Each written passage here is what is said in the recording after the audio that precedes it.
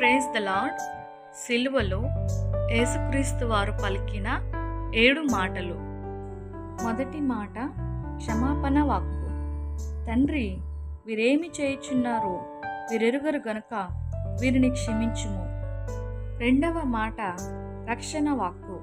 నేడు నీవు నాతో కూడా పరదేశంలో ఉందువని నిశ్చయముగా నీతో చెప్పుచున్నాను. మూడవ మాట ప్రేమ వాక్కు.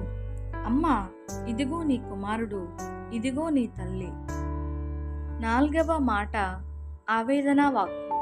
నా దేవా, నా దేవా, నన్నెందుకు చేయి విడిచితివి. ఐదవ మాట శ్రమ వాక్కు. నేను దప్పుకొనుచున్నాను. ఆరవ మాట విజయ వాక్కు. సమాప్తమైనది. ఏడవ మాట సంతృప్తి వాక్కు.